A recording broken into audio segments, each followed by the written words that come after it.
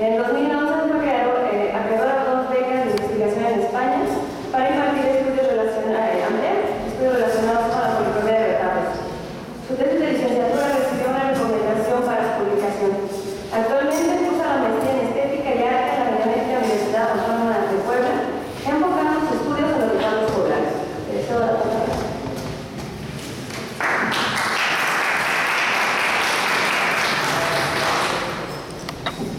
Bueno, hola, ¿qué tal? Lo que les vengo a presentar es el tema de investigación, la policromía de los retablos poblanos del Renacimiento, y es parte de mi tesis de maestría. Bueno, nada más así como para introducirlos en el tema, les cuento que los retablos poblanos del siglo XVI fueron los primeros y más importantes retablos policromados construidos en la Nueva España, y son retablos que se hicieron para formar parte de los conjuntos conventuales bajo el auspicio de la orden franciscana. A finales del siglo XVI es que los frailes franciscanos contratan este tipo de obra, retablos, con artistas de renombre recién emigrados de la Nueva España, como Simón Pérez y Andrés de la Concha. Y bueno, uno de mis intereses por ahondar más en el tema de la policromía de retablos es que los retablos se han estudiado desde su clasificación arquitectónica, morfología, iconografía, etc. Sin embargo, las investigaciones respecto a su policromía son casi inexistentes, es un tema como muy novedoso. Y bueno, para contextualizarnos en la región poblana y en el contexto histórico, tenemos que la primera imagen que ven es el camino del Paso de Cortés, cuando llegó a América, y bueno, vemos que nuestros retablos se ubican en esta región que es de suma importancia, tanto en la labor evangelizadora como en la conquista en general. La foto que tenemos aquí abajo es la foto famosa de los primeros 12 franciscanos ayudados en Nueva España.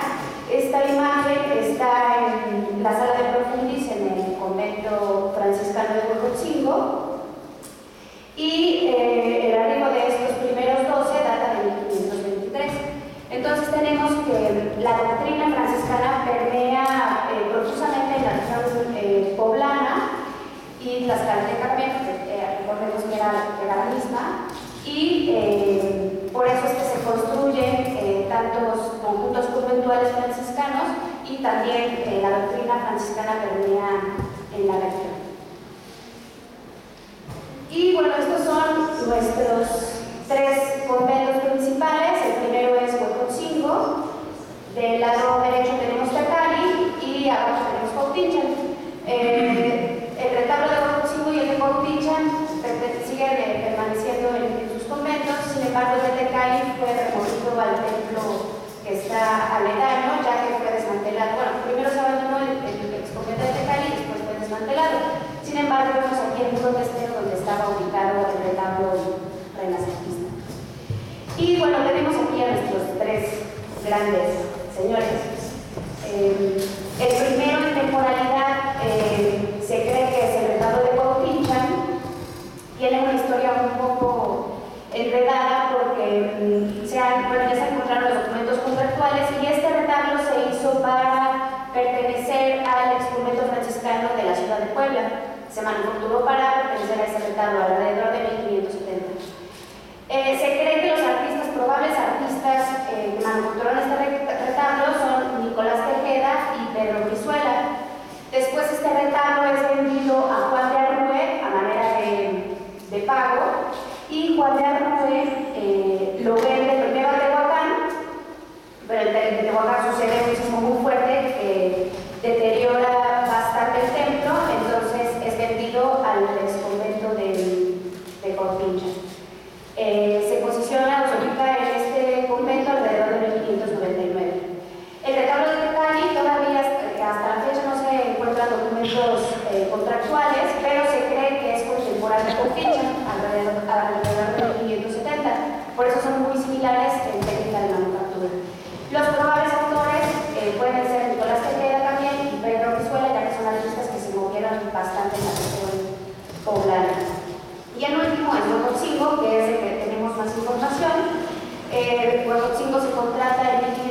1984 y el coordinador del proyecto es Simón Pérez, teniendo como colaborador a Andrés de la Concha, como encargado de la traza Pedro Requena y Marcos de San Pedro como maestro orador. Y esto es importante como ubicar o ver el recorrido que tuvieron estos maestros cuando llegaron a la Nueva España. En su mayoría fueron formados en la escuela sevillana y, por ejemplo, tenemos el retablo de Cautincha, sus artistas son Pedro Brizuela y Nicolás Tejeda. Pedro Brizuela pertenece a la escuela de Burgos, del norte de España, y Nicolás Tejeda a la sevillana. El retablo de Huejotzingo, tenemos como maestro pintor a Simón Pérez, flamenco, nacido en Amberes, y Simón Pérez pasa de Amberes a Portugal y de Portugal pasa a España y en España ya se embarca a América. Por otro lado tenemos a Andrés de la Concha, también formado en la escuela sevillana, fue alumno de Luis de Vargas, retablista de la Catedral de Sevilla. Es curioso porque Marcos de San Pedro aparece como maestro dorador natural de la Ciudad de México, es decir, ya se incluye un maestro indígena en la factura de este retablo, y Pedro Requena, también con tendencia andaluza. Y bueno, como les digo, no tenemos muchos estudios respecto a la policromía de los retablos, en general, no solo del siglo XVI, y una de las fuentes básicas a las que nosotros podemos recurrir para ahondar más en esta investigación son los tratados, que se vuelven fuentes documentales fundamentales para nosotros. Estos tratados nos hablan sobre la técnica, los materiales utilizados en la manufactura de los retablos. Los principales para los estudios polícromos son Cellino Cellini, escrito en 1410 con el arte de la pintura, y Francisco Pacheco. También encontramos otros manuales que hablan sobre la metalurgia en América, es importante por el metal utilizado en los retablos, y los documentos contractuales que se vuelven fundamentales porque no solo nos dicen la identidad de los maestros que produjeron estos retablos, sino nos pueden aportar datos como fechas, materiales utilizados en la factura, entre otras cuestiones que aparecen en los documentos contractuales. Y hoy en día ya se cuenta cuando se empiezan a hacer este tipo de investigaciones en relación a la policromía, que también son importantes para nosotros, ¿no? Algunas consideraciones que tenemos que tener respecto a la clasificación de la policromía del siglo XVI es que es difícil hablar de estilos por varias cuestiones. Una es que tenemos muy pocos ejemplares de esta época, ya que muchos fueron destruidos por deterioro, expolio, por modas, ya que llegó el barroco y bueno, sustituyó a estos primeros retablos. Otra cosa que tenemos que tener en cuenta es que las modalidades respecto a Europa se entremezclan.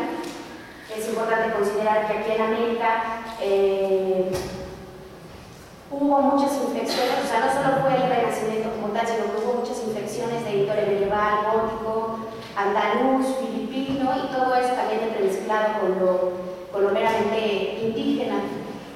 Otro aspecto importante a considerar es el momento histórico que se estaba viviendo. Estábamos en un momento opresivo de la Contrarreforma y todo esto también permea en el arte. Y otra cuestión a considerar es las escuelas de las que provienen nuestros artistas, y casi todos ellos provenían de la corte oficial de Felipe II. Yo he intentado hacer como una tipificación de la policromía de estos retablos, tomando en consideración toda esta cuestión estilística, que es difícil hablar de estilos, encasillarlos, etc. Sin embargo, sí se ven ciertas características en ellos. Como retablo plateresco tenemos a Tecali y a Cautincha, que en temporalidad son de los primeros construidos, bueno, que se conservan hasta la fecha, datan de 1570 a 1580. Los podemos clasificar dentro de la corriente romanista. No clasificar, sino más bien como que tienen estos antecedentes estilísticos. En la corriente romanista del Renacimiento se percibe todavía un universo artístico de lo romano y un poco la Italia de Miguel Ángel. En España esta modalidad se introduce hasta 1562. Estos son ejemplos de ornamentos tanto en el retablo de Cautincha como el de Tecali.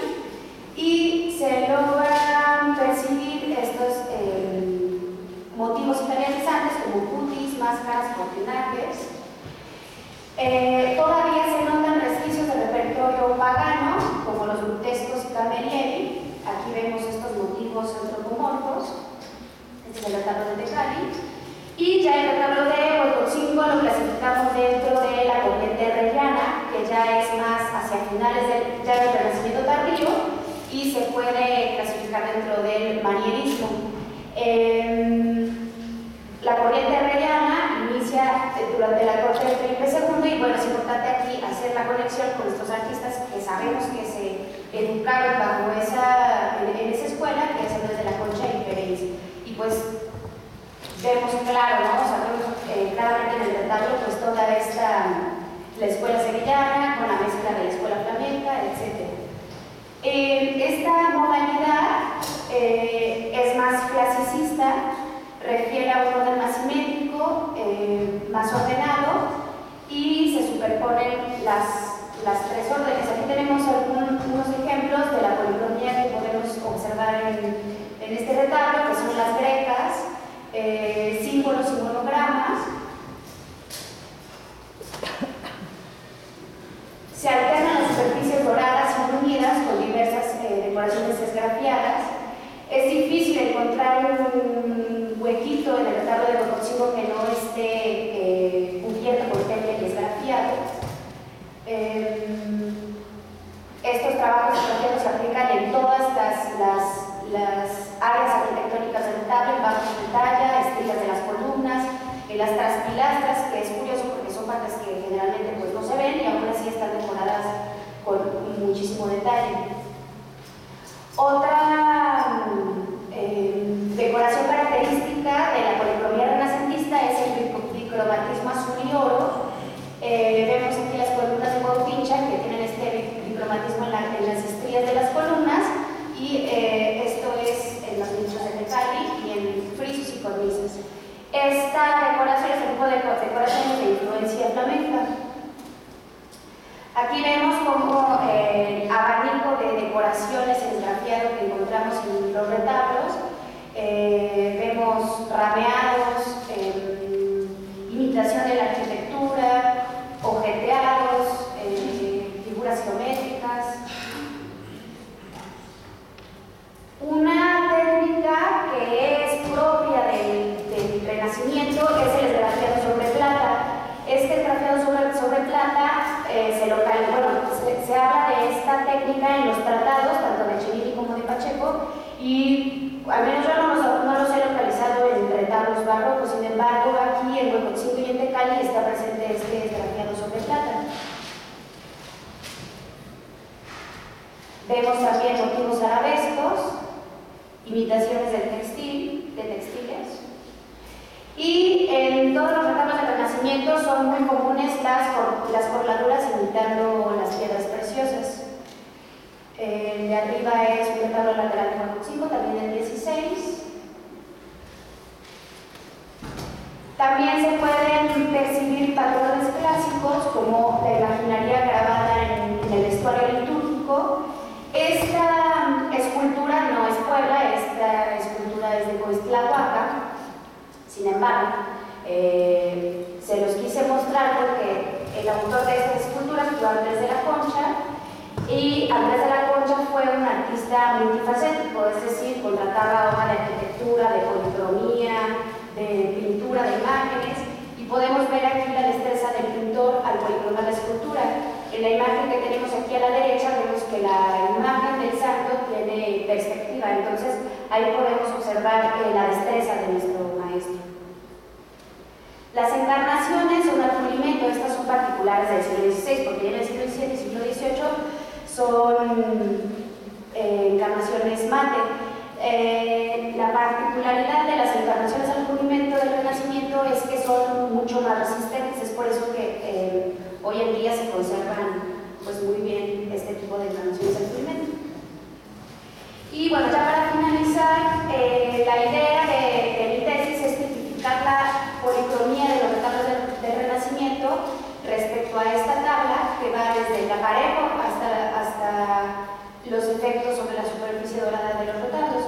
Entonces, bueno, yo se las muestro porque esta tabla fue parte de una investigación anterior, de tesis de licenciatura, y esta información es importante porque se puede traspolar a otros retablos de otras temporalidades, y los que trabajen policromía o estudien la la policromía de los retablos, yo con todo gusto se las comparto. Y ya, bueno, a manera de conclusión, yo veo la necesidad de fomentar los estudios respecto a la policromía de los retablos y que vaya de la mano con los proyectos de restauración para ahondar en los estudios tecnológicos y de materiales, y que es importantísimo combinar las herramientas tanto del historiador como del restaurador para ampliar nuestros estudios respecto a la policromía de los retablos. Y ya.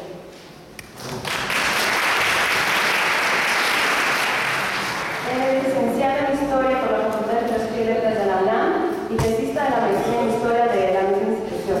Actualmente se desempeña como docente de Historia del Arte en la Universidad Latina y de Historia Social de México en la Escuela Nacional de Antropología e Historia, además de cumplir como subdirector de servicios de acervos de la Secretaría de Educación del PF. Cuenta con cursos y presentación en ponencias en diversas instituciones públicas y privadas del país, además de haber obtenido reconocimientos por proyectos de difusión cultural y trabajo de investigación. Tiene publicadas ponencias y algunos textos que están en proceso. Cedo la palabra.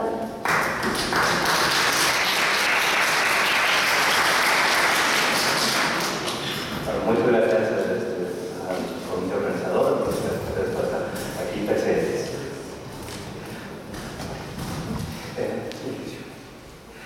San Miguel Sinacantepec es una población situada a unos cuantos kilómetros al poniente de Toluca, en el actual Estado de México. Durante la época prehispánica, su población estuvo conformada principalmente por otomíes, mataxincas y algunos náhuatl. En 1521 fue conquistada por el capitán Gonzalo Sandoval y posteriormente sujeta al régimen de encomienda. Hay referencias de la época virreinal que nos confirman la presencia de los franciscanos en el área, al menos desde los años 40 del siglo XVI. Aunque por causas no clarificadas, los frailes tuvieron que retirarse, siendo sustituidos a instancias del encomendero por clérigos seculares. Sin embargo, ello generó el descontento de la población vernácula, de modo que convino el retorno de la orden de frailes menores y la construcción de un convento. Por fortuna, y a pesar de evidentes modificaciones sufridas a lo largo de los siglos, este inmueble persiste hasta nuestros días, ahora transformado en su mayor parte en museo. Asimismo, subsiste un puñado de documentos escritos que nos permiten cumplir con el objetivo de formarnos una idea, aunque sea superficial, acerca de las devociones, los artífices y los medios de los cuales se sirvieron los vecinos de esta demarcación para subsanar los costos de los materiales y la mano de obra para montar y dorar los retablos que decoraron sus templos. Tales documentos se encuentran diseminados en diferentes repositorios del país, como el Archivo General de la Nación, el Histórico del Estado de México, el del Museo Virreinal de Sinacantepec y en el Fondo Franciscano resguardado en el Museo Nacional de Antropología e Historia. Son de la más diversa naturaleza, como una carta de compromiso, libros de cuentas de las cofradías, una petición al gobierno civil o un inventario, por ejemplo. El caso más antiguo registrado corresponde al contrato celebrado hacia 1594 entre las autoridades indígenas de Sinacantepec con el maestro Juan Montaño, que fue encontrado en los años 70 del siglo pasado dentro de un legado del antiguo archivo de la notaría número 1 de Toluca por el investigador López, y que poco tiempo después se ha transcrito del original y publicado una obra en castellano por la maestra María Elena Pérez Casuma. Gracias a este hallazgo, podemos saber que el retablo en cuestión correspondería a una estructura dorada con su banco y 3 cuerpos, columnas redondas, frisos y un remate.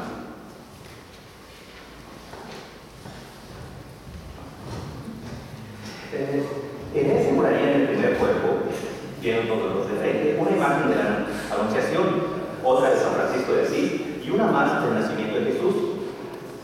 El segundo tendría representaciones de San Lorenzo y San Esteban, un San Miguel, arcángel de bulto, y las santas Catalina y Clara. En tanto, en el tercer cuerpo aparecerían una resurrección, un calvario y la ascensión de Cristo, para finalmente llegar al remate, sitio desde el que recibiría en conjunto un relieve de Dios Padre, flanqueado por 2 virtudes.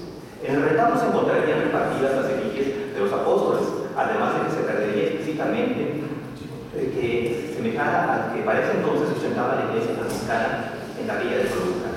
Tanto en su color iconográfico como en su diseño,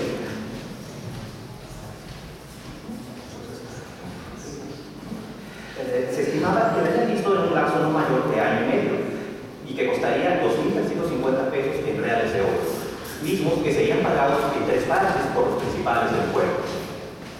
Hay quien ha querido identificar identificar ese retablo con el que actualmente se conserva en el presbiterio de la capilla abierta del antiguo convento, que es el de la...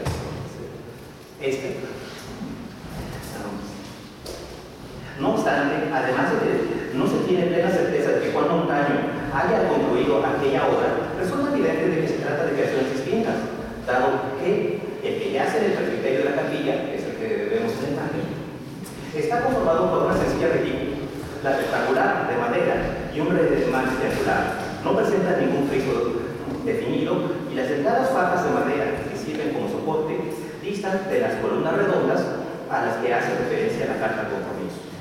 Asimismo, puede constatarse que su programa iconográfico también es diverso al anteriormente descrito, pues en este caso aparecen en el banco una tabla rectangular pintada al óleo con el tetramorfo o suma de los evangelistas, una caña de San Miguel en el fanal, flanqueado por 4 doctores latinos de la Iglesia, que son San Jerónimo, San Gregorio, San Agustín y San Ambrosio en el primer cuerpo. En tanto, una representación de la Anunciación es quien preside el segundo, custodiada desde las calles laterales por 2 pinturas de los arcángeles San Gabriel y San Rafael. En el tímpano del remate hay un rompimiento de gloria con un medio relieve de Dios Padre en actitud de bendecir. En los soportes dorados de madera se enclavan estrellas de 6 picos y algunos motivos hitomorfos. Así pues, no hay mayor punto de coincidencia entre ambos retablos, aún si se consideran las mutaciones que han experimentado esta última obra, ¿no? Que tenemos ahí en la imagen. Pero, ¿cuáles son esas transformaciones? Remontémonos al mes de septiembre del año de 1947. En ese entonces fue cuando el célebre historiador del arte, Manuel Toussaint, visitó San Miguel Sinacantepec y al referirse al retablo en cuestión lo hizo en los siguientes términos. Cito: recuerda gravemente los retablos primitivos españoles, salvo la ausencia de oro. De ellos se desprendería que el dorado actual es legado de un remozamiento que tuvo lugar en el intervalo de 8 años que Toussaint tardó en regresar a San Miguel. No obstante, las alteraciones no se circunscribieron a recubrir la madera, sino que en mayo de 1955 el mismo investigador exclamaría escandalizado. Sí. Hasta se atrevieron a meter mano en el retablo de la capilla abierta, dejándolo tal que no lo conocería no solo el pintor que lo realizó, sino que los vivos antes. Tiempos después pude constatar que este retablo había sido removido por cuestiones de mantenimiento. Se limpiaron los óleos, manteniendo probablemente a 2 de las representaciones de los doctores de la Iglesia en una relación invertida, y se le borró la lanza que sostenía el arcángel San Miguel, apareciendo a su vez un cuarto querubín bajo su pie derecho. En esa imagen, de su perspectiva a la izquierda, pertenece a una fotografía de José Arbana Fototeca de Lima, y a la derecha una imagen más contemporánea, ¿no? Podemos ver la lanza que desaparece y un último querubín que no es mostrada en la última. Bueno, eso es parte de la actividad abierta. El interior de la nave rectangular de la iglesia de San Miguel también se vio aderezada con varios retablos. Un inventario datado el 29 de noviembre de 1754, levantado con motivo de la secularización de la parroquia bajo instancias del arzobispo de México, Manuel Rubio de Salinas, da noticia de que para aquel entonces existían 11 retablos repartidos en sus tramos y presbiterios, dedicados, cito, al glorioso arcángel San Miguel, con su imagen de bulto tallado, del lado diestro del otro altar de Nuestra Señora de los Dolores, al siniestro otros de San Antonio de Padua. En el cuerpo de la iglesia hay los altares siguientes: uno de Nuestra Señora de Guadalupe, otro de San Nicolás, otro de Ánimas, otro del Santo Entierro de los Naturales, otro del Santo Entierro de la Cofradía de los Españoles, otros de Santa Catarina, otro de Nuestra Señora del Rosario, otro del Santísimo Patriarca San José. Con base en los datos recopilados en los libros de cuentas de la Cofradía, pueden irse sacando a la luz datos sobre algunas obras de mantenimiento en ellos. Por ejemplo, los reportes consignados por Francisco Ilagorris de la Cofradía del Santo Entierro de Españoles mencionan que en 1721 se dio pie dorado del primer cuerpo de uno de los colaterales arriba mencionados, siendo requeridos, cito, 60 libras de oro que costaron 60 pesos, más 3 pesos de colores, más 2 pesos de 1 libra de oro, más 20 pesos de 2 arrobas y una cuarta de yeso, más de cola, clavos, carpinteros, 4 pesos, 1 real, más 6 pesos de 1 liguera, más de manufactura al maestro 30 pesos y 4 reales, lo cual sumaría 108 pesos con un real, obtenidos parcialmente por las limosnas dadas para ese efecto por particulares, destacando Sebastián de Salazar y Francisco Ilagor, así como por el dinero obtenido por el raspado de maguetis, propiedad de la misma cofradía. Para continuar con los trabajos, ese mismo año se requirieron nuevas inversiones, detalladas de la siguiente manera. Sí. Primeramente, 32 libras de oro a peso. Son 32 pesos más 30 pesos que costaron los lienzos, más de manufactura a los oficiales, 21 pesos y 4 reales, más de recaudos, 8 pesos de 107 pesos, más una ropa de oro para el guardapolvo y manufactura y clavos, 4 pesos y 1 real. Para marzo de 1723, el colateral había sido concluido y bendecido luego de escuchar una misa con sermón, lo cual reportó una erogación de 14 pesos, a los que había que agregar los 9 pesos y 6 reales gastados para ruedas, cohetes y pólvora que realizaron la ocasión.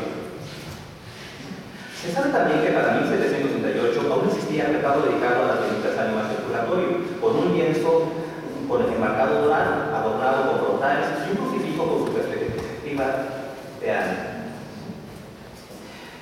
que medía una vara de longitud. Había una indulgencia de 40 días a quien rezase y celebrase misa frente a él.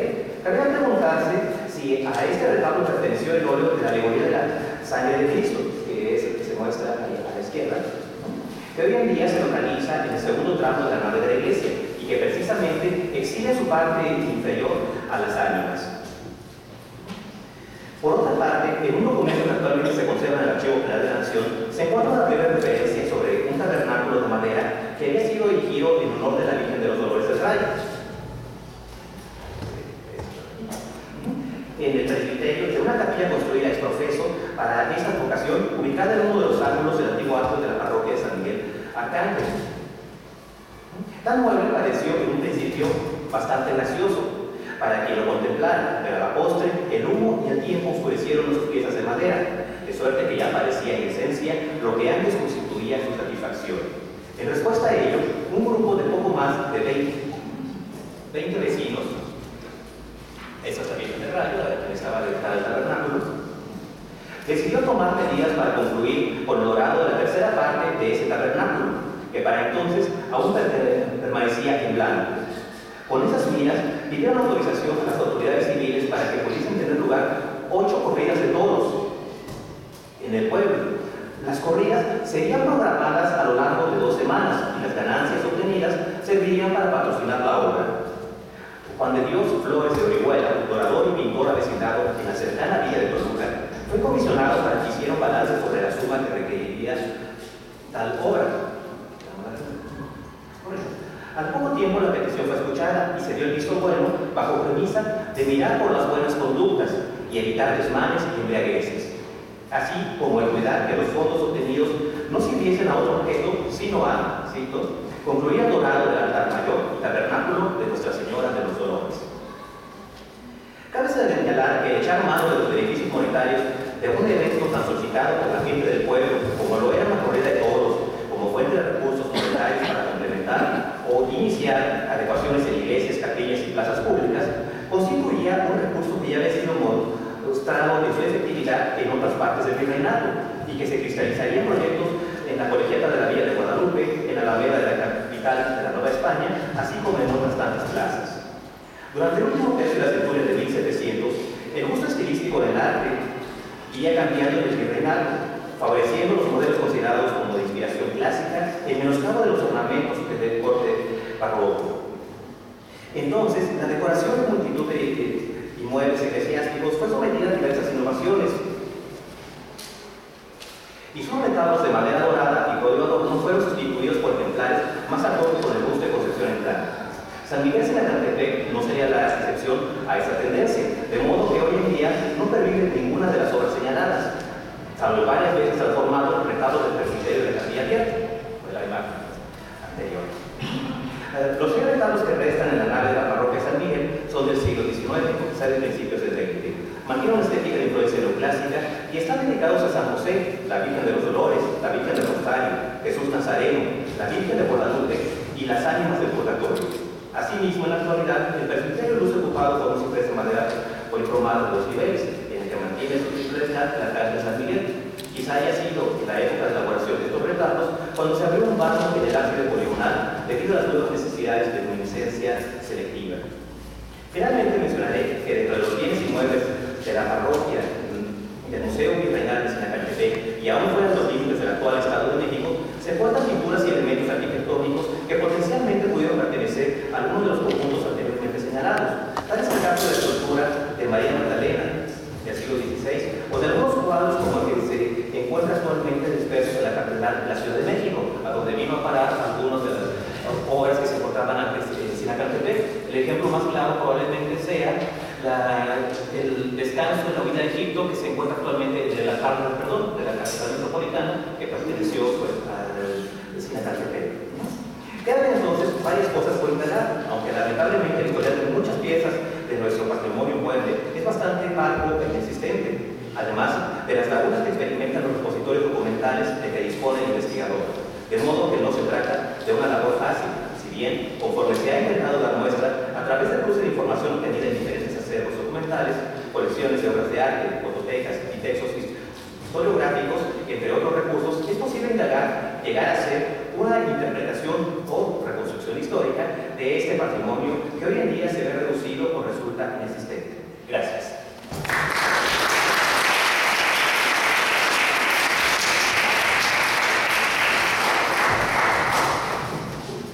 Muchas gracias por su participación. Pasa al frente a nuestro siguiente ponente, por favor. Javier Eduardo Ramírez López es estudiante de la licenciatura en Historia de la Universidad Autónoma Metropolitana, Unidad de Iztapalapa. Es fundador y director del Centro de Estudios Históricos y Sociales de Texcoco, Lorenzo Botulini Benaducci. Ha dictado ponencias en diferentes coloquios y congresos en la Ciudad de México, Texcoco y Cuernavaca. Sus principales líneas de investigación son Códices de Texcoco, Historia Eclesiástica de Texcoco, Documentos Nuevos de Texcoco y la organización y catalogación del archivo del Convento Franciscano y Parroquia de San Antonio de Texcoco. Sus principales libros son Conjunto Conventual de Texcoco, editado por la Universidad Politécnica de Texcoco, Catálogo de Fuentes para la Historia Franciscana de Texcoco, volumen 1, por la Diócesis de Texcoco y el Centro de Estudios Históricos y Sociales de Texcoco. Fungió como editor del libro Evangelización, Educación y Cultura en Texcoco, siglo XVI al XVIII, con la participación de Ascensión Hernández de León Portilla, Flor Titán, de Estrada e Iván Escamilla. Se da la palabra.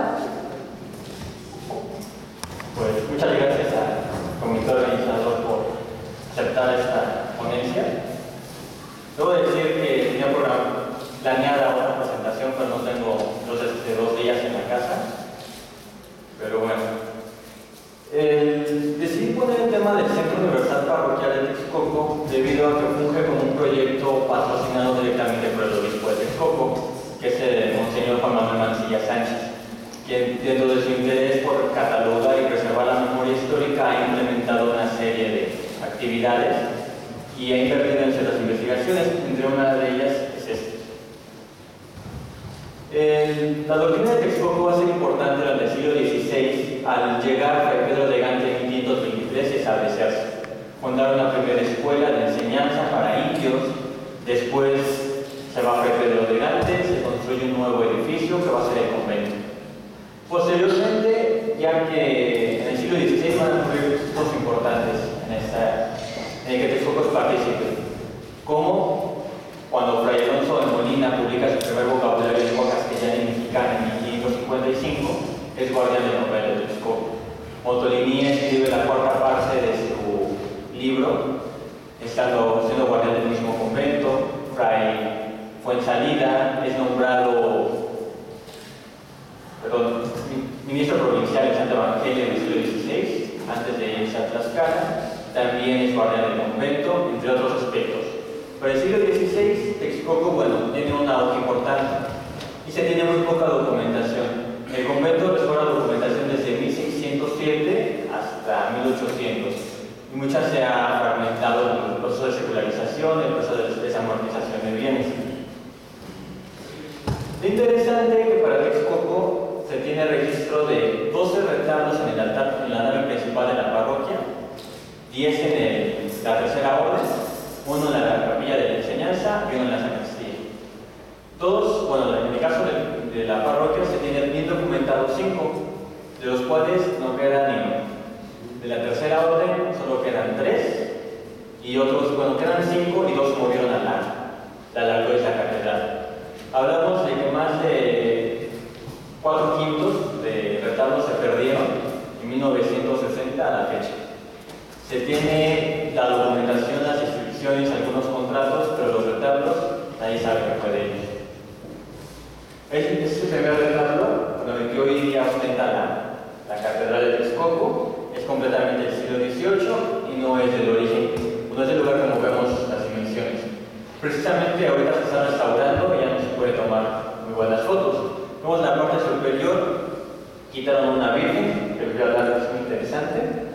La parte inferior ha sufrido modificaciones. Aquí mandaron a abrir para poner santos a San Francisco y Santo Domingo, modificando ya completamente la estructura. La primera referencia que se tiene ya en el siglo XVII es cuando se va a reconstruir la parroquia. La parroquia tiene diferentes etapas constructivas. La primera empieza en 1653, cuando se contrata al poblano Juan de Vega por parte de Jerónimo Torres, que es el hijo del convento, lo contrata para que manda a techar toda la parroquia, debido a que ya no era muy factible. Entonces lo mandan a llamar, él se compromete a traer maestros y poner con buena armadura ligera y buena arquitectura con toda perfección y satisfacción de maestros, en un lapso de 10 meses toda la techumbre. El costo total iba a ser de 3,000 pesos en oro común, en reales. Fueron 3,000 pesos de oro común en reales. La cubierta iba a ser de 14 varas 2 tercios de ancho por 47 varas de largo, la capilla mayor, y la sacristía de 10 varas 2 tercios de ancho por 14 de largo, que vendría siendo, en el caso de la parroquia, 12,31 de ancho por 39,48 de largo. Y la sacristía va a tener 8,95 por 11,47 metros de largo. Este es el primer dato que tenemos de cómo debió ser la primera parroquia, las medidas.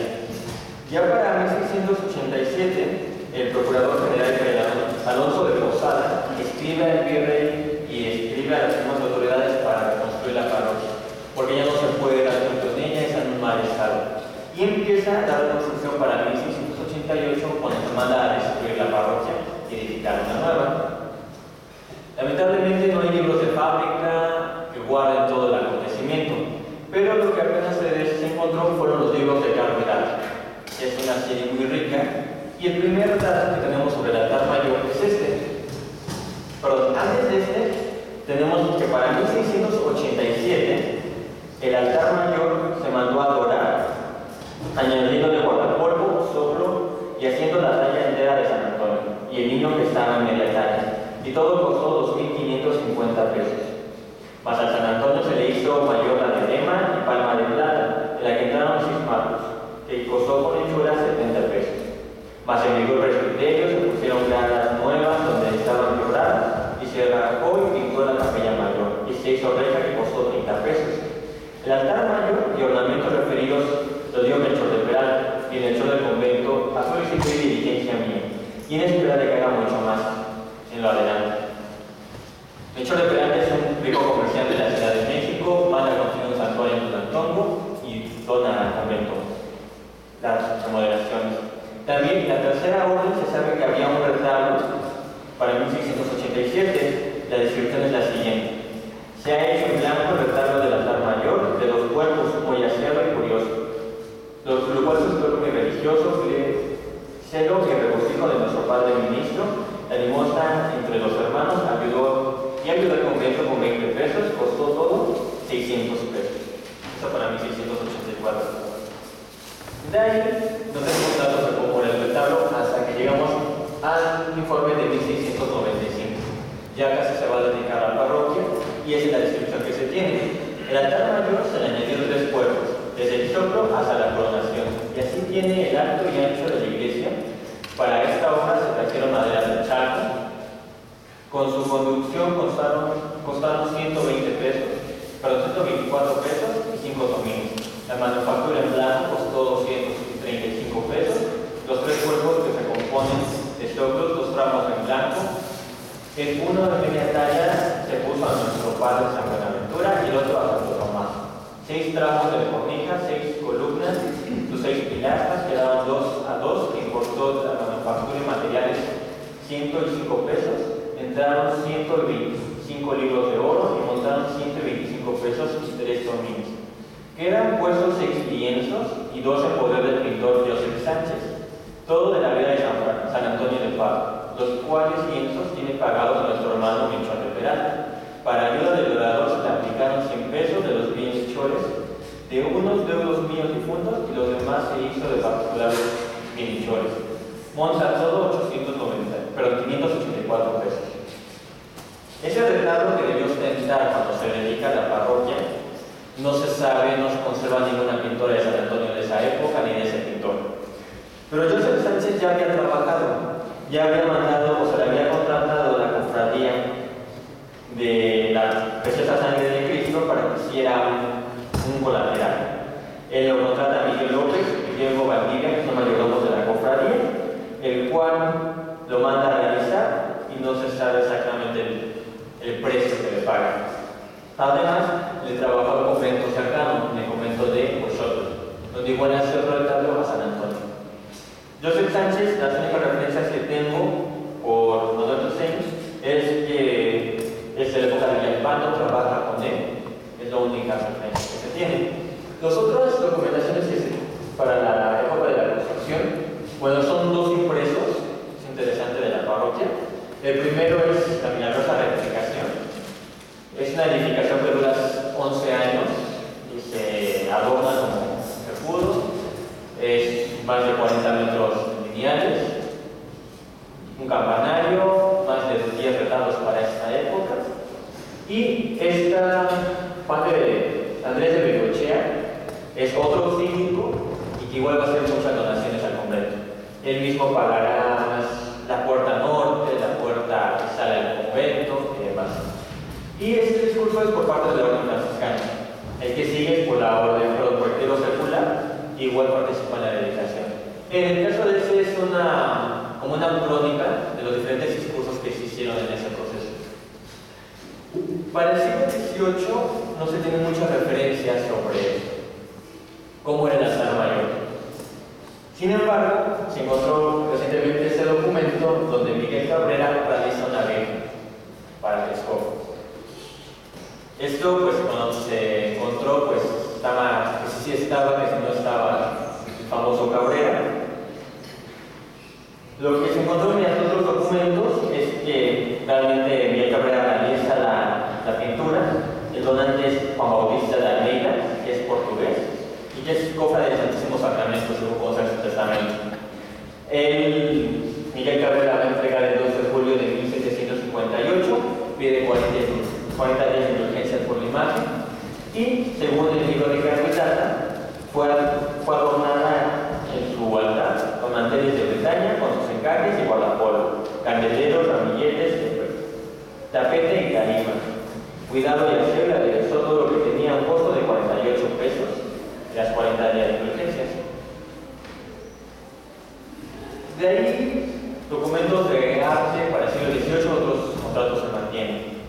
Para el siglo XIX, en los inventarios del convento se encuentran las descripciones de cada uno de los 13 retablos de la nave principal y de los de la tercera hora.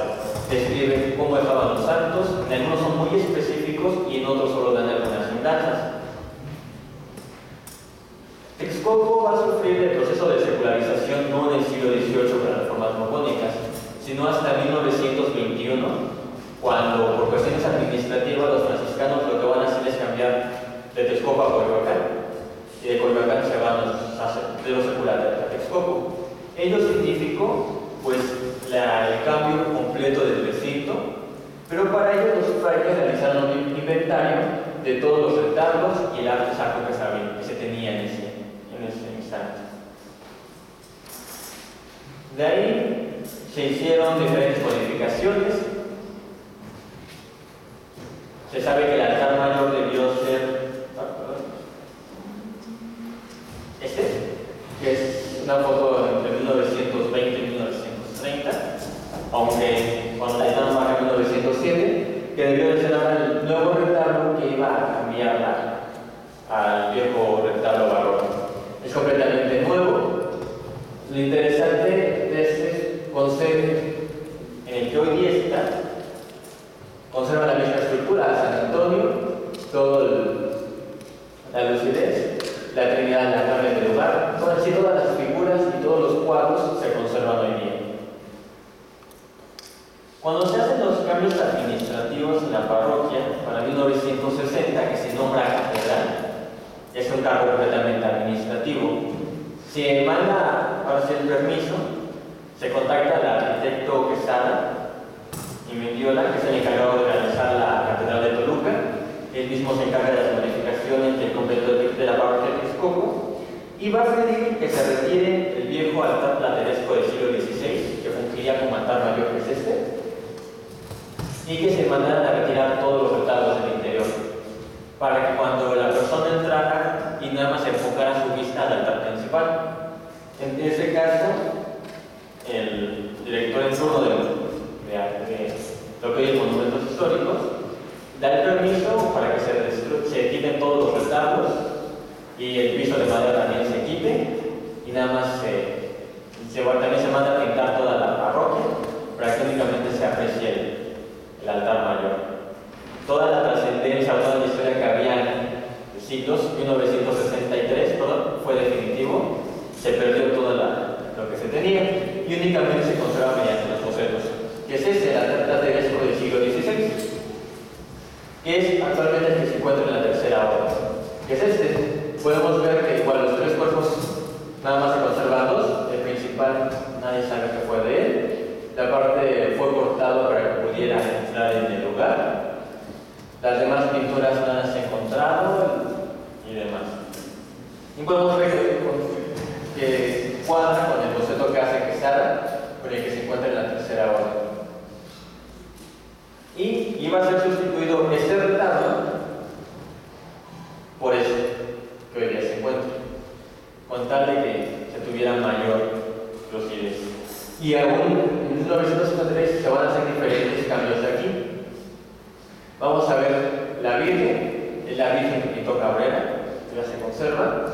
El Cristo que está aquí es un Cristo de un retablo de la tercera hora, que igual ya regresa a su lugar de origen, y se le iba a colocar a una Virgen de la Asunción, pintada por Miguel Correa, hijo de Juan Correa, hacia mediados de la década de 1760. Se iban a colocar a San Francisco y a Santo Tomás en el 2011, para que se pudiera tener ese recuerdo de que fue una parroquia franciscana. Y la cátedra, bueno, pues ya se quitó, esta parte de aquí lo vamos a ver que ya se puso una madera dorada para que no se viera mal.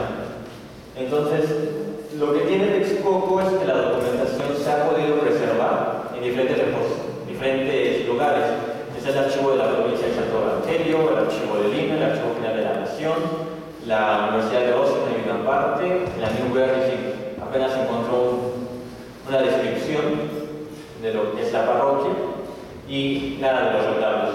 No sé, en otras parroquias igual pasó lo mismo, que uno va ahorita a lo que es la pinacoteca, que la van a empezar a armar, no te dejan entrar, pero lo que se ha podido ver es que los retablos o las pinturas que describen los documentos no se encuentran.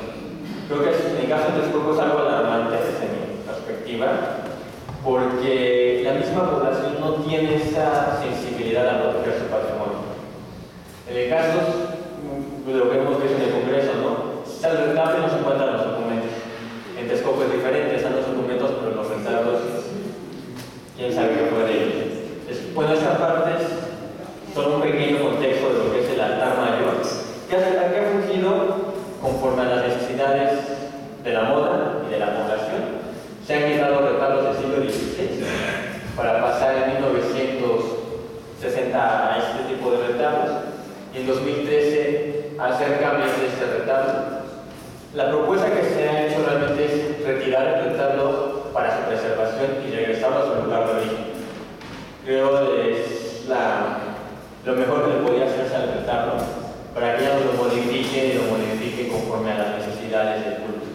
Y lo interesante de todo, y es algo que no se ha podido explicar, que atrás del retablo hay un nicho de 2,5 metros de ancho, 50 centímetros de ancho y 6 metros de altura, que no se ha podido determinar cuál es su origen y en qué consiste.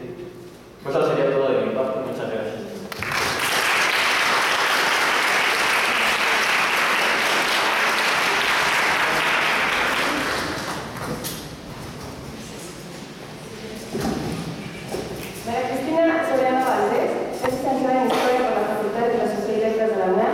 Y está por ingresar al programa de maestría en Historia de la misma institución.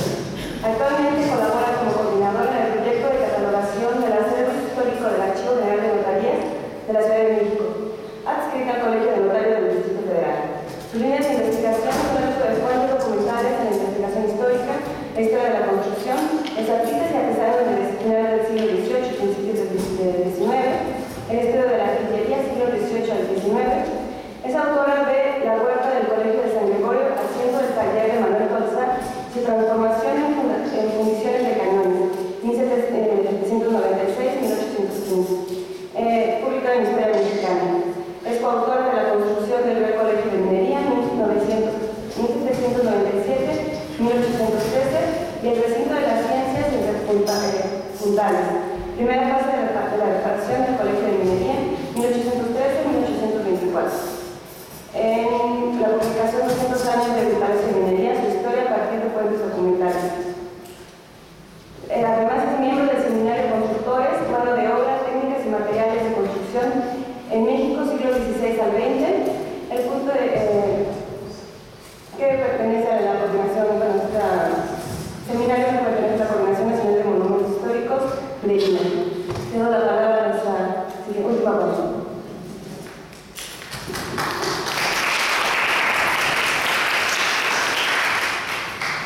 Buenas tardes a todos, gracias por su presencia y muchas felicidades al comité organizador por esta iniciativa.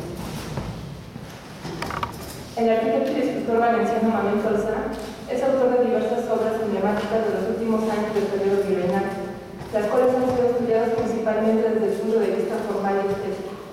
Sin embargo, queda todavía mucho por decir respecto al proceso constructivo de ellas, abordando temáticas como las personas que intervinieron en la obra, los tipos de materiales utilizados, su procedencia y costos, las problemáticas enfrentadas ya fueran económicas o técnicas, entre otros asuntos que permiten insertar a las obras en un contexto más amplio. El altar de la capilla del Real Colegio de Minería es un claro ejemplo de la dinámica de trabajo establecida por Tolsa, pues en su proceso constructivo es posible identificar elementos comunes a todas sus obras: los materiales, su procedencia, las personas involucradas en ellas, como socios, compañeros, alumnos, amigos, la conjunción de diversos oficios, las relaciones establecidas con los clientes, el pago tardío de su trabajo y el uso de su taller ubicado en la huerta del Colegio de San Gregorio, donde se efectúa parte importante de sus obras. En el desarrollo de las obras emprendidas por Tolsa, además de las habilidades propias de sus profesiones, es decir, del escultor y arquitecto, no se puede dejar de lado su capacidad de relacionarse con otros artistas y artesanos, con sus proveedores y trabajadores, así como con sus clientes.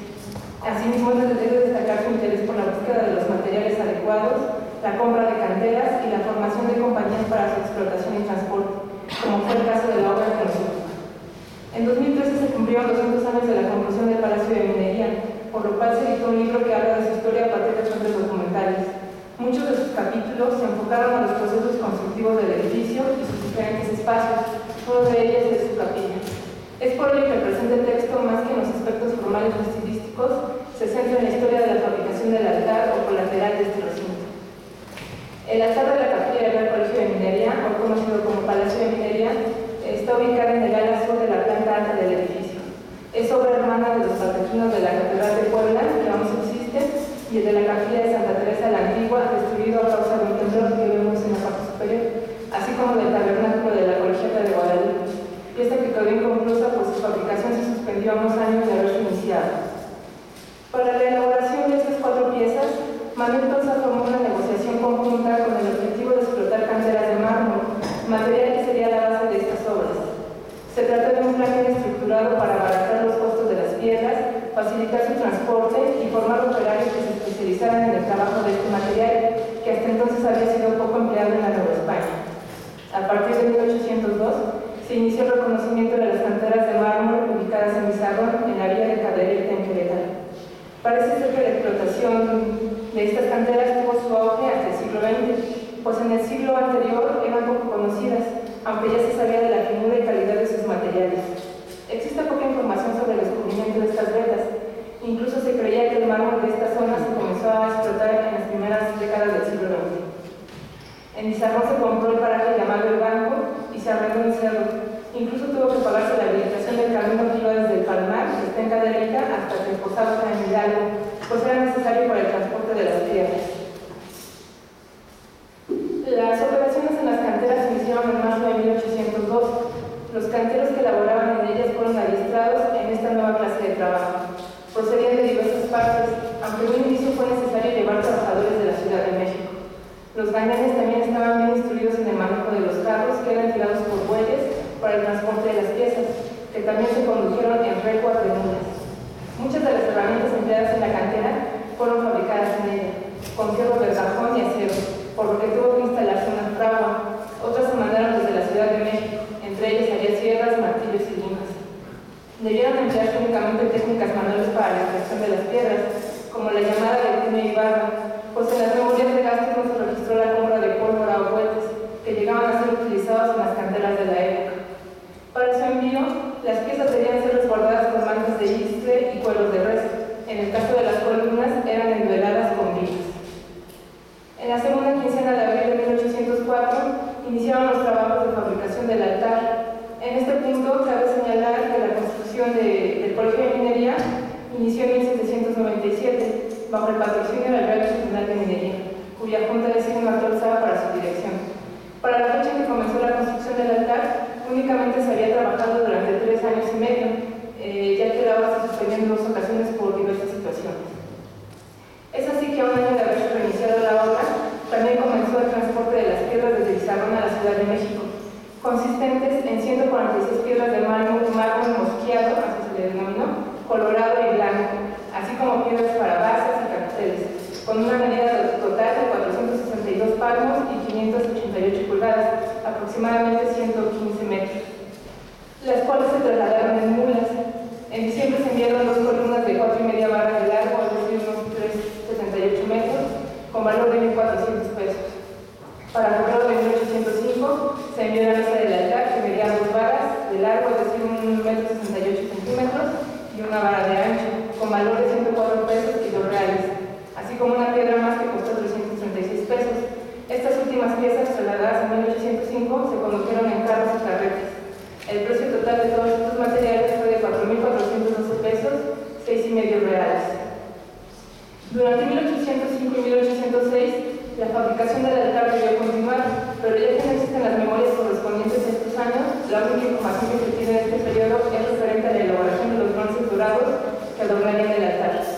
Bajo la dirección del platero Antonio Recarrey y Camaño, a quien al finalizar 1804 se le dio un adelanto por su trabajo, y en 1806 entregó las piezas, que costaron un total de 38.196 pesos y 4 reales. Es importante mencionar que Antonio Camaño fue uno de los plateros más reconocidos de la época, tanto por la calidad de sus piezas como por el éxito de su casa de platería. A los pocos años de la llegada de Tolzán a Nueva España, ambos artífices iniciaron una relación laboral muy fecunda y duradera, pues hicieron mancuerna en diversas obras. En el pedestal y adornos del estatua puesto de Carlos IV, es decir, el Caballito, el baldaquino de la Catedral de Puebla, la Colegiata de Guadalupe, la iglesia de Santa Teresa de la Antigua, y seguramente muchas obras más que aún falta por identificar o confirmar. Los adornos elaborados por Camaño estaban destinados a la mesa del altar, el sotabanco, el sagrario y su ramaje, las columnas, el recuadro, el arquitrabe, friso y frontispicio. Consistieron en círculos, cuadrilongos, juncos con hojas, becas, molduras de cuadros de bobos, de hojas y de perlas, festones, serafines, triángulos, estrellas y una ráfaga, además de un crucifijo en bajorrelieve de plata para el sagrario. Estas piezas de bronce fueron doradas a fuego, procedimiento que Camaño usó con frecuencia. A diferencia de otros materiales en los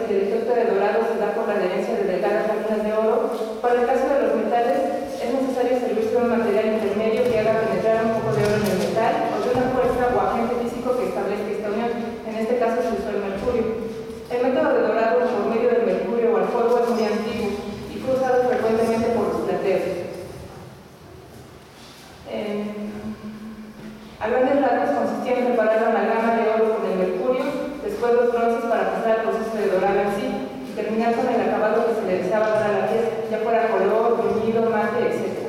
El oro empleado, que debía ser lo más puro posible, se convertía en láminas y era mezclado con el mercurio. La amalgama pastosa resultante se enjuagaba con agua para quitar el excedente de mercurio. Posteriormente se metía en un saco de gamuza para comprimirse con las manos y sacar más mercurio. Obviamente estas operaciones eran muy perjudiciales para la salud de los trabajadores, debido a los vapores producidos al disolverse la mezcla y por el contacto constante con la piel. Incluso hubo casos de enfermedades y de muertes, como fue en el caso de la Purísima Concepción que se fabricó para la Catedral del Pueblo. Bueno, pero regresamos al trabajo en mármol. La obra debía efectuarse con lentitud, pues solo entre 1 y 2 canteros se dedicaron a esta actividad, con un sueldo de $1 y un real al día, pago equivalente al que recibían los oficiales o maestros albañiles y carpinteros. Es decir, que era un salario alto que correspondía a lo especializado del trabajo. Estos operarios no se integraron a las listas de raya o jornales, sino que se les pagaba al Estado, por lo que nunca se consignaron sus nombres, aunque es casi seguro que se tratara de algunos de los canteros que participaron en el inicio de la construcción del baldaquino de la Colegiata de Guadalupe, pues para estas fechas el trabajo en esta iglesia ya tenía 2 años de haberse iniciado y por lo tanto sus operarios ya estaban familiarizados con este material. También es muy probable que el maestro cantero Claudio Aguilar participara en buena parte de la fabricación de este altar. Aguilar trabajó en muchas otras obras con Tolzán, entre ellas el mencionado tabernáculo de la Colegiata, donde se registró su nombre en las rayas de canteros. En el caso de nuestro altar, se le dieron algunos recibos por el taladro que hizo algunas piezas de mármol.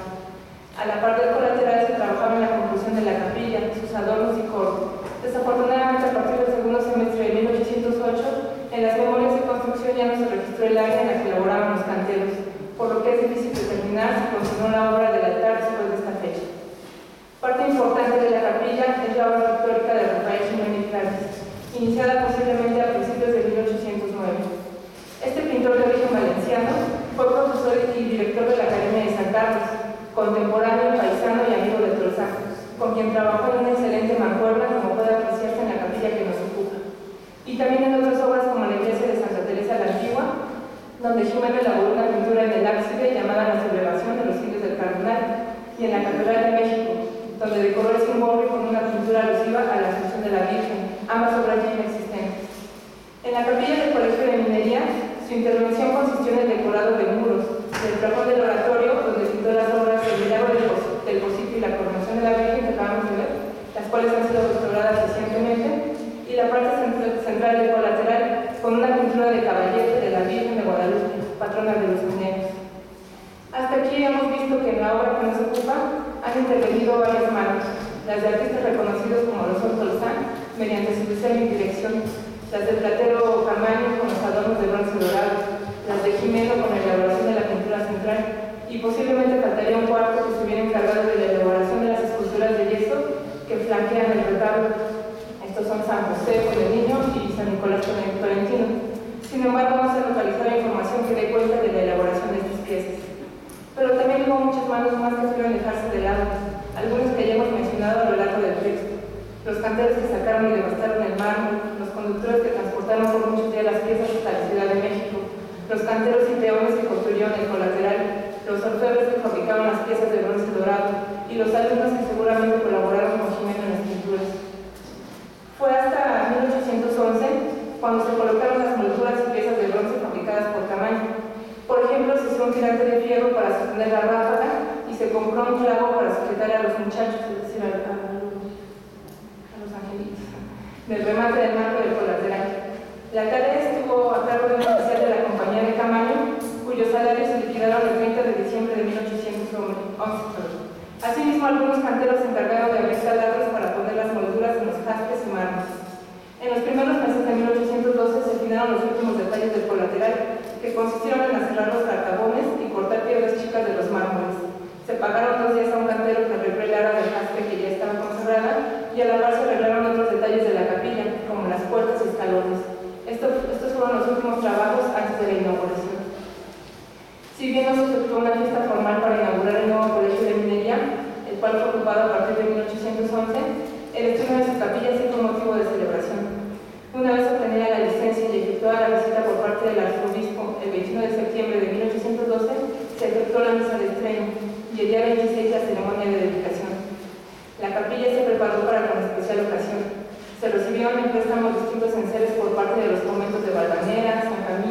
Pablo y Pequeñitas, así como de la iglesia de Sagrario y San Agustín. Del despacho del Real Tribunal de Minería, ubicado en el Palacio Real, se condujeron bancas y sillas, así como otros objetos de la factoría. Se requirió también de algunos peones. Dos de ellos subieron las ramas al foro el domingo en la tarde. Otro llevó los candeleros de casa de un tal alemán y 6 peones más trasladaron la plata de la colegiata de Nuestra Señora de Guadalupe. Otros más efectuaron diversas tareas y velaron por 4 noches. Hubo música y suponemos que importantes invitados, además de los directores, profesores y alumnos del colegio. En la ceremonia religiosa participaron algunos ministros, un sacerdote que hizo de maestro de ceremonias, un padre que cantó la misa y otro que dijo antes de misa rezada. Todos los cuales recibieron su gratificación correspondiente, además de 4 acólitos a un peso cada uno. El total gasto en la ceremonia fue de 236 pesos y 2 reales. A manera de conclusión, actualmente el altar de mármol del antiguo Colegio de Minería es parte de un proyecto integral de restauración que incluye a la capilla y todos sus elementos, bajo la responsabilidad de la Dirección General de Patrimonio Universitario a través del Departamento de Bienes Artísticos y Culturales. Más allá de los datos estilísticos que caracterizan a toda obra metalística, el pasado de su construcción ofrece un sinnúmero de elementos que dan a cada obra una identidad digna de ser historiada. El caso del altar de mármol de la capilla del Colegio de Minería, producto del equipo de trabajo dirigido por el artista más relevante de su tiempo, es un fenómeno artístico generoso por los múltiples ángulos que se desprenden de su proceso constructivo.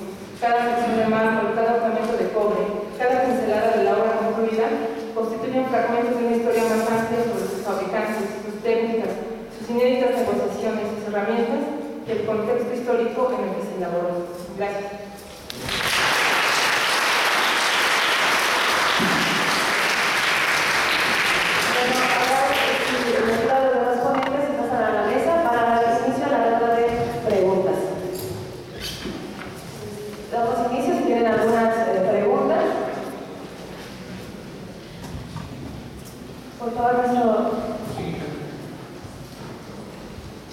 Muchas gracias una vez más.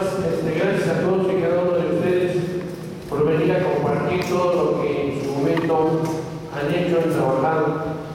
Quisiera hacer muchas preguntas, pero ahorita nada más la única que les quiero hacer, por más que nada, a la última ponencia, hablando de las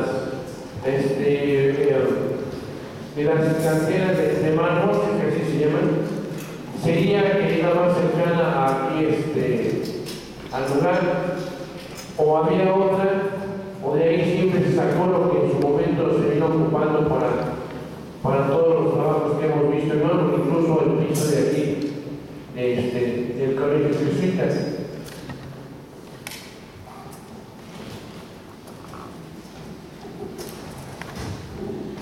Bueno, para el caso del Colegio de Minería, que se usó explícitamente en el altar de la capilla, todo el mármol fue proveniente de Bizarrón.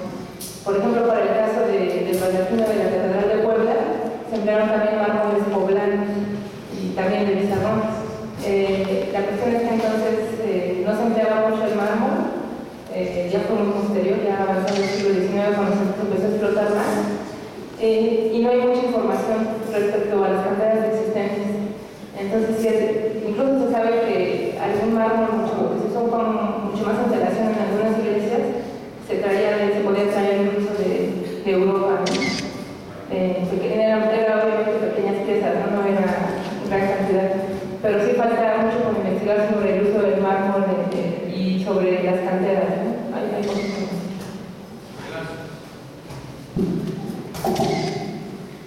¿Alguna otra pregunta? Pasa el micrófono aquí enfrente, por favor.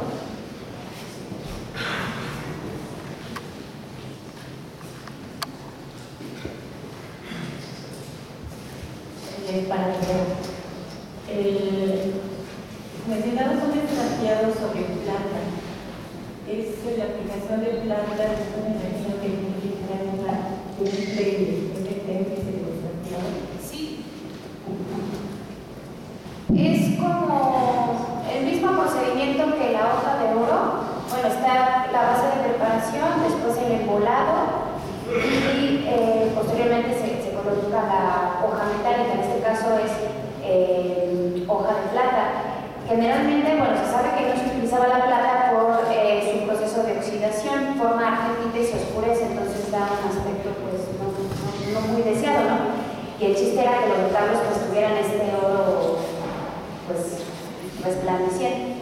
Sin embargo, la policromía del 16 sí hay bastante utilización de esta hoja de plata. Entonces se coloca la hoja de plata, se pone la capa de temple, porque el óleo no se puede esgrafiar, sino tiene que ser temple, y después ya se incide y se forman los diseños. Por eso se ve así oscurecido, porque donde está la plata hacia el exterior está oxidado. Sí, y las encarnaciones son sobre en las esculturas, por ahí enseñan encarnaciones, están hechas por temple o no. Llevan de ambas técnicas, óleo y temple. Recordemos que el óleo se descubrió, no recuerdo bien la fecha, pero en 1400 y tantos. Antes lo único que se utilizaba era el temple, y las encarnaciones al pulimento se llevan algún tipo de resinas y aceites y se pule con la vejiga esta de buey hasta darles ese aspecto brillante. Sí, en estas del siglo XVI, por eso era la pregunta, o sea, no se sabe si es temple. Lleva de ambas, lleva como un estrato en temple y después se le pone algún tipo de resina que es el que se le pule y es el que da el aspecto brillante. Sí.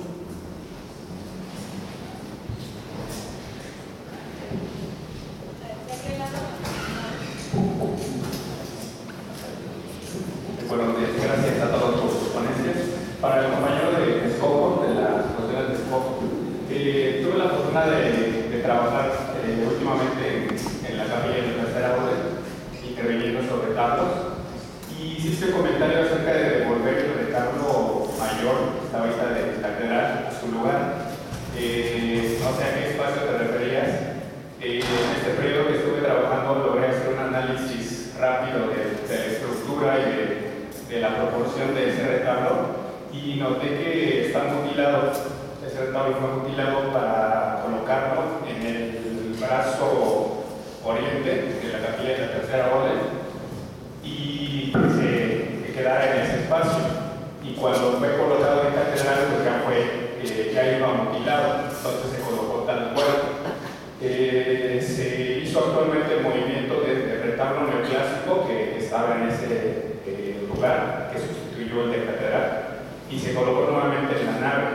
Entonces, no sé si hay algún registro documental en donde diga o especifique qué retablo iba en cada sitio para saber en dónde es el lugar original de ese retablo.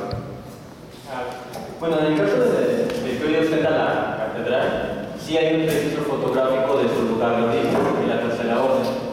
Ahí está la discusión entre el padre Valentín y servidor para ver si estaba del lado derecho o izquierdo. Al parecer, del lado izquierdo, donde quitaron el neoclásico, ahí debió de estar, porque está la fotografía completa donde se ve el retablo. Claro, no está la Virgen de la Asunción que ahorita está, sino está una Virgen, una dolorosa, y está sobre un nicho. Sí, a lo que me refiero es que al ser colocado el retablo ahí, en ese espacio donde estaba el neoclásico, ya fue mutilado para colocarlo ahí. Entonces no es su sitio original tampoco.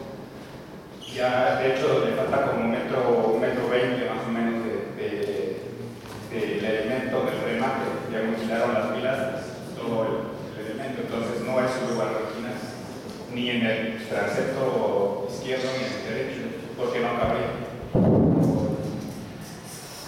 Pues digo, mediante esa fotografía que está en estética fue como tuvimos la idea de que debió de ser su lugar. Es interesante lo que dices para seguir analizando más la documentación. Lo interesante del inventario de la Tercera Orden es que sí se conserva en el siglo XVIII por XIX, pero retablos están tachados. Entonces no sabemos si el fraile se equivocó y lo volvió a hacer o a qué se refiere con las imitadoras que tiene el inventario. Ese es lo complicado de la Tercera Orden. ¿Alguna otra pregunta?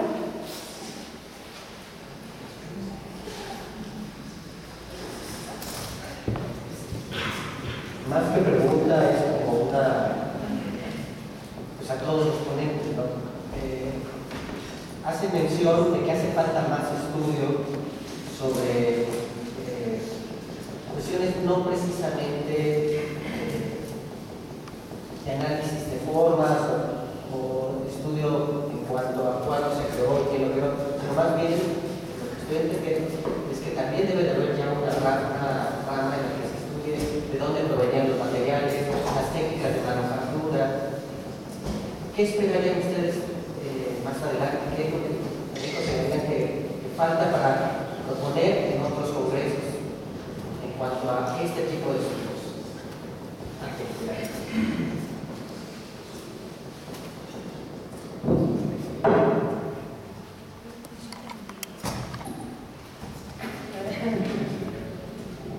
Pues yo tengo una idea, pienso que, bueno, yo que soy restauradora, pienso que todos estos proyectos de investigación tienen que ir de la mano, o sea, tanto de la parte del historiador de arte como del restaurador, ¿no?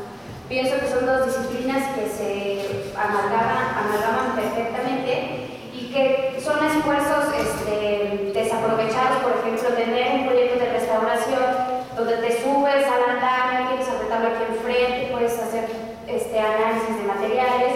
Entonces, si conjuntamos esfuerzos y los historiadores del arte por un lado y el restaurador por otro, yo creo que podemos subsanar esta carencia de información que tenemos respecto a la técnica y materiales de los retablos.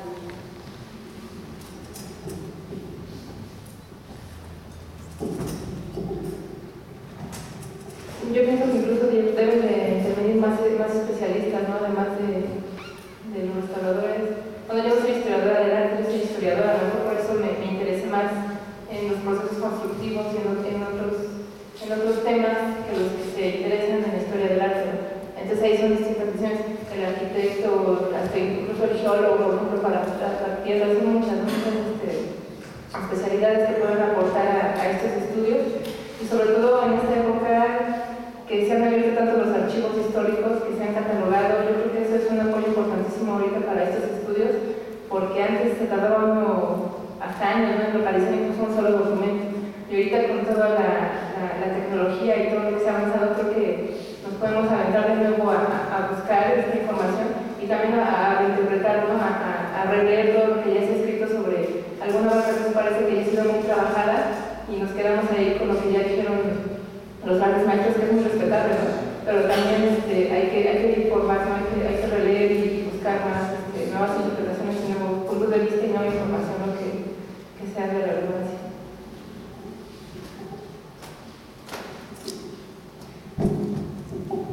¿Alguna otra pregunta? Okay.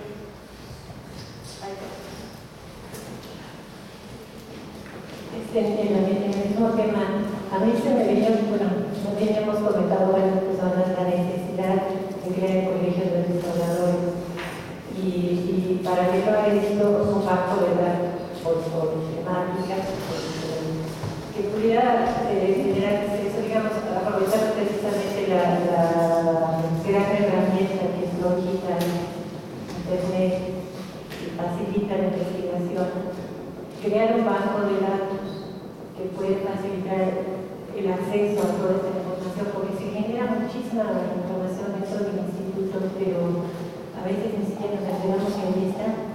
Entonces, como que buscar un mecanismo para que la información esté red y cualquier investigador que esté sobre un tema pues pueda tener acceso a toda esa información. La parte de atrás había otra persona.